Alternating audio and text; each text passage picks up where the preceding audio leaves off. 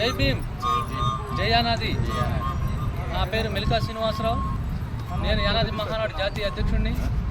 ఈరోజు 133వ జన్మదిన పురస్కరించుకొని మహనీయుడు అంబేద్కర్ గారు ఆ మహనీయుడి యొక్క దర్శించుకొని వారి పాదాభివందనం చేస్తూ ఈరోజు ఇక్కడ మనం ఈ సమాచారం మన యానాది మహానాడు తరపున ఒక మెసేజ్ ఇస్తున్నాం.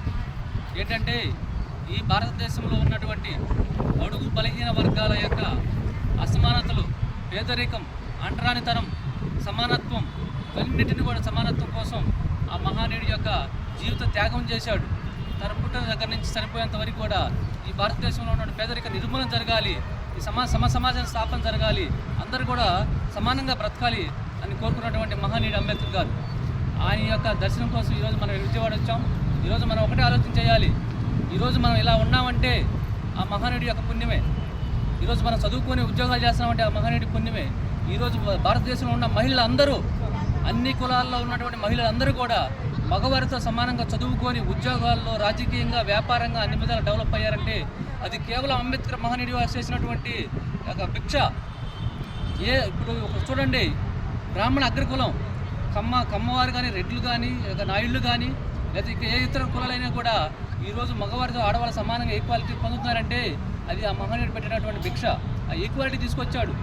ఈ భారతదేశంలో అందరూ కూడా సమానత్వంగా బ్రతకాలి, సమానత్వంగా పోరాటం చేయాలి, సమానంగా హక్కులు పొందాలనేటువంటి సంకల్పంతో ఆయన మహనీయుడు వర్క్ చేశాడు. ఈరోజు ఆయన దర్శించుకొని నేను మన యానాది మహానాడు తరపున ఒకటే చెప్తున్నాను, మిత్రులారా, మనం ఆ మహనీయుడి ఫోటో పెట్టుకొని దండం పెట్టుకోవడమే కాదు, ఆయన యొక్క ఆలోచన విధానాన్ని మనం జనంలో తీసుకెళ్ళాలి.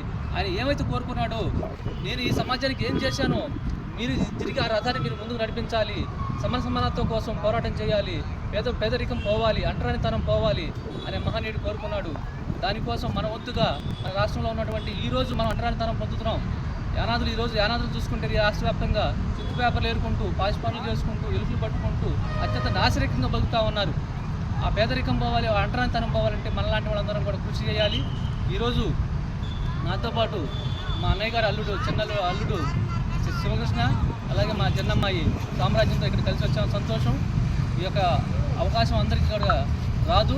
మీరందరూ కూడా మహనీయుని దర్శించుకొని ఆ మహనీయుడి యొక్క పాదాభివందనం చేసుకుంటే మన జీవిత ధన్యమైంది. మిత్రులారా, ఈరోజు ఒక్కో రోజు మరి మనం అందరం కూడా విజయవాడలో కలుసుకొని ఖచ్చితంగా ఆ మహనీయుడికి పాదాభివందనం చేద్దాం.